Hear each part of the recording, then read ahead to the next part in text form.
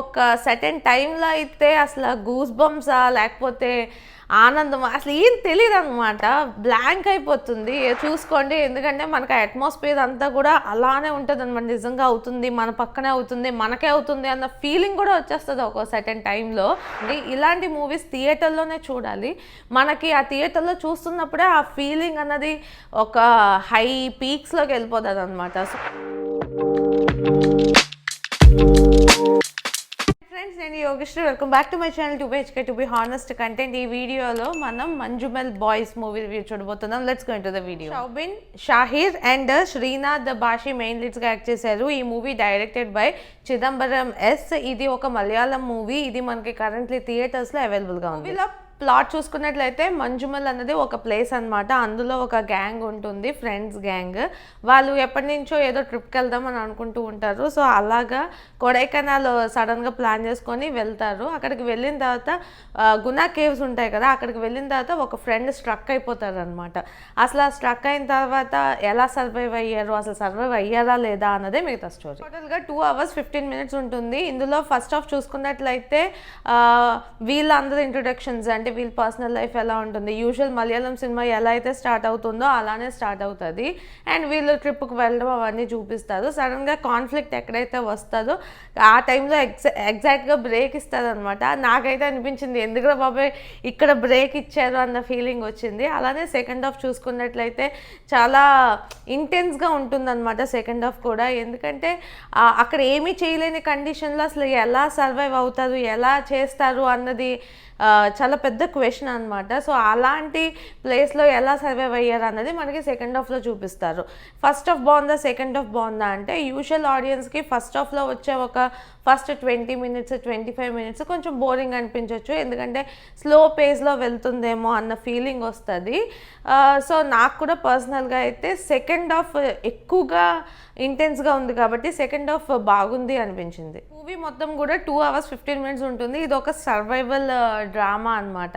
అంటే ఒక టిపికల్ సిచ్యువేషన్లో స్ట్రక్ అయిపోయి దాని తర్వాత అక్కడి నుంచి ఎలా సర్వైవ్ అవుతారు అన్నదే మెయిన్ ప్లాట్. ఈ movie actually based on true events. ఇది ఆల్రెడీ 2006 2008 ఒక మలయాళీ గ్యాంగ్ అలాగే ఈ కొడైకెనాల్ వెళ్ళి ఆ గునా కేవ్స్ అంటారు కదా, గునా కేవ్స్ అంటే కమ్మని ఈ ప్రేమ లేక ఆ సాంగ్ ఉంది కదా, అందులో ఏదైతే కేవ్స్ చూపిస్తున్నారో అదే కేవ్స్ అనమాట.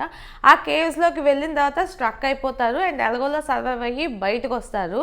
సో ఆ స్టోరీనే తీసుకొని దానికి కొంచెం సినిమాటిక్ లిబర్టీస్ అండ్ వాళ్ళకి నచ్చినట్టు రాస్తారు కదా. ఒక ఈవెంట్ అన్నది ఉంటే దాని చుట్టూ మిగతా స్టోరీస్ అన్నీ క్రియేట్ చేసి తీస్తారు మూవీ. సో అలానే ఉంటుంది ఈ మూవీ మొత్తం. మూవీలో పర్ఫార్మెన్సెస్ అంటే ప్రతి ఒక్కరూ బాగా చేశారు. మెయిన్గా ఈ 10 ఫ్రెండ్స్ 11 ఫ్రెండ్స్ ఎవరైతే ఉంటారో ప్రతి ఒక్కరికి కూడా ఈక్వల్ ఇంపార్టెన్సే ఉంటుంది. ఒకరు ఎక్కువ ఒకరు తక్కువ అన్నట్టు ఎవరిది ఉండదు. కాకపోతే షౌబిన్ షాహిర్ అండ్ శ్రీనాథ్ బాషి వీళ్ళిద్దరికి కొంచెం ఎక్స్ట్రా స్క్రీన్ స్పేస్ ఉన్నట్టు మనకి కనిపిస్తుంది. వీళ్ళిద్దరు అయితే చాలా చాలా బాగా చేశారు. నేను మెయిన్గా షౌబిన్ని రోమాంచం మూవీ చూసినప్పుడు కూడా చాలా ఫన్ కైండ్ ఆఫ్ క్యారెక్టర్ అనిపిస్తుంది. అండ్ ఈ మూవీలో అందరికన్నా కొంచెం ఎక్కువ ఏజ్ ఉండే అతనిలాగా బిహేవ్ చేస్తారనమాట. ఒక సర్టెన్ సీన్లో కూడా అంటారనమాట ఇంకొకరు, అందరికన్నా నువ్వే పెద్దగా కనిపిస్తున్నావు అని. మేబీ అలా కాదు, బట్ స్టిల్ అలా చూపిస్తారనమాట. ఆయన కూడా చాలా బాగా చేశారు ఆ క్యారెక్టర్. మలయాళం మూవీస్ అంటే ఏంటంటే యాక్టింగ్ మనకి ఫేస్లో అలా ఏం కనిపించదు. కాకపోతే అదేదో ప్లెయిన్గానే వెళ్తున్నట్టు, ఏదో న్యాచురల్గా వెళ్తున్నట్టే ఉంటుంది మూవీ మొత్తం. సో నాకు కూడా ప్రతి ఒక్కరి పర్ఫార్మెన్సెస్ అలానే అనిపించాయి. ఆఫ్టర్ దట్ మరియన్ అని చెప్పి ఇంకొక ఆయన ఉంటారు కదా, అదే ఖైదీలో పోలీస్ ఉంటారు కదా, నెపోలియన్ క్యారెక్టర్ చేసిన ఆయనకు కూడా ఇందులో ఒక చిన్న రోల్ ఉంది. ఆయన కూడా చాలా బాగా చేశారు. ఆయన ఏ మూవీలో ఉన్నా సరే కొంచెం డిఫరెంట్గా బాగా చేసిన ఫీలింగ్ నాకు వస్తుంది. డైరెక్ట్ చేసింది చిదంబరం ఎస్. సీరియస్లీ డైరెక్షన్ అయితే చాలా క్యాక్లా లాగా ఉందని చెప్పాలి. ఎస్టాబ్లిష్మెంట్ ఆఫ్ అ స్టోరీ దగ్గర నుంచి ప్రతి ఒక్కరు ఎలా ఉంటారు ఏంటి, అండ్ ఆ క్లైమాక్స్ త్రూ అవుట్ క్లైమాక్స్కి వెళ్ళినప్పుడు థియేటర్లో కూర్చున్న ప్రతి ఒక్కరు కూడా అరిచి క్లాప్స్ కొట్టేంత రేంజ్లో తీశారు ఆబ్వియస్లీ. సో డైరెక్షన్ అయితే నా వరకు చాలా ఎక్సలెంట్గా ఉంది అని చెప్పాలి. అండ్ ఇంకొకరు ఉన్నారనమాట సినిమాటోగ్రఫర్, ఆయన షైజు ఖలీద్. ఈ మూవీకి సినిమాటోగ్రఫీ చేసింది షైజు ఖలీద్. అసలు ఎలా తీశారు, ఆ కేవ్స్ అవన్నీ చూపిస్తారు కదా, ప్రతి ఒక్కటి రియల్గానే అనిపిస్తుంది. కాకపోతే అది ఒక సెట్ అంట, అది కూడా 4 crores ఖర్చు పెట్టి ఆ సెట్ అన్నది చేసేదంట. అట్లీస్ట్ 1 second 1 minute కూడా మనకి మూవీ మొత్తంలో ఇది ఎక్కడో ఆర్టిఫిషియల్గా ఉంది అన్న ఫీలింగే రాదు. ప్రతి ఒక్కటి న్యాచురల్గా నిజంగా ఆ కేవ్లోనే జరుగుతుంది, నిజంగా ఆ కేవ్లోనే పడిపోయారు అన్న ఫీల్ తీసుకొచ్చారు.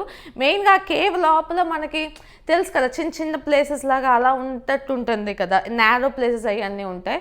వాటిని కూడా చాలా పర్ఫెక్ట్గా షూట్ చేశారు. అసలు ఎక్కడ కూడా ఇది కేవ్ కాదు అన్నీ తెలియదు అనమాట, అంత పర్ఫెక్ట్గా చేశారు. సో ఆయన వర్క్ కూడా చాలా బాగుంది. మెయిన్గా ఏ మూవీకైనా సరే ఎంత మంచి స్క్రిప్ట్ ఉన్నా, ఎంత మంచి డైరెక్షన్ ఉన్నా, ఎంత మంచి సినిమాటోగ్రఫర్, యాక్టర్స్ ప్రతి ఒక్కరు ఉన్నా కూడా ఆ ఒక సీన్ని ఎలివేట్ చేయాలంటే మాత్రం మ్యూజిక్ డైరెక్టర్ అన్న వాళ్ళు చాలా ఇంపార్టెంట్.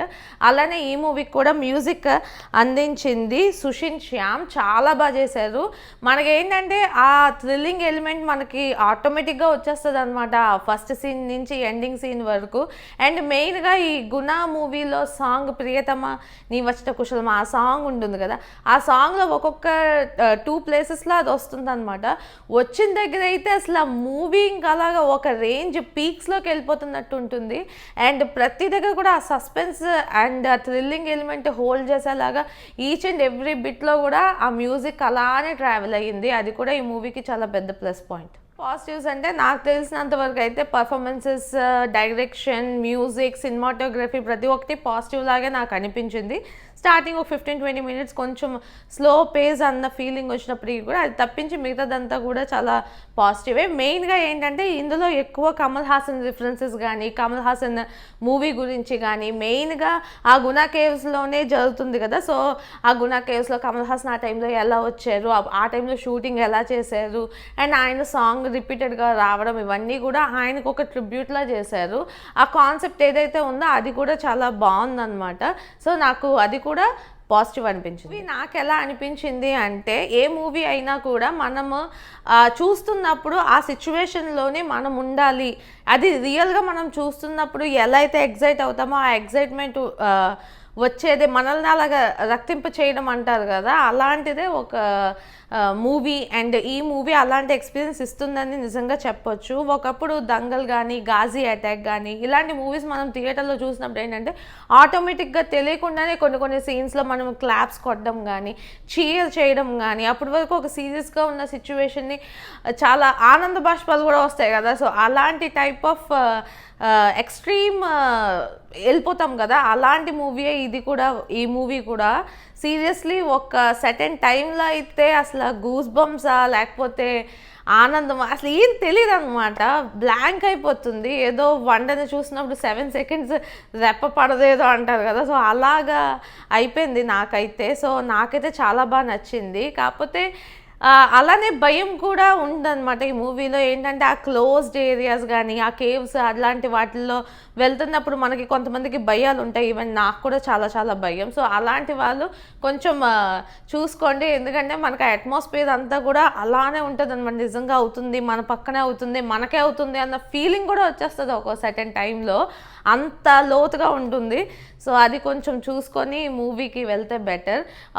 ఈ ఇయర్లో ఆల్రెడీ చాలా మలయాళం మూవీస్ ఏంటంటే బాగా నేమ్ వచ్చాయి, అలానే మనకి తెలుగులో డబ్ చేసి రిలీజ్ చేస్తున్నారు. రీసెంట్గా బ్రహ్మయుగం అలానే రిలీజ్ చేశారు, అండ్ ప్రేమలు కూడా March 8th అనుకుంటా రిలీజ్ అవ్వబోతుంది. మేబీ ఈ మూవీ కూడా మనకి తెలుగులో కానీ డబ్ అయ్యి వస్తే మాత్రం సూపర్గా ఉంటుంది, ఆ ఫీల్ అంత బాగుంటుంది. సో చూద్దాం, ఒకవేళ మనకి తెలుగులో కనుక డబ్ అయ్యి వస్తే మాత్రం రియల్లీ వీఆర్ బ్లెస్డ్. ఆ మూవీని తప్పకుండా థియేటర్లో మాత్రం అస్సలు మిస్ అవ్వకండి. ఇలాంటి మూవీస్ థియేటర్లోనే చూడాలి. మనకి ఆ థియేటర్లో చూస్తున్నప్పుడే ఆ ఫీలింగ్ అన్నది ఒక హై పీక్స్లోకి వెళ్ళిపోతుంది అనమాట. సో డెఫినెట్లీ ఈ మూవీ కనుక తెలుగులో రిలీజ్ అయితే చూడండి.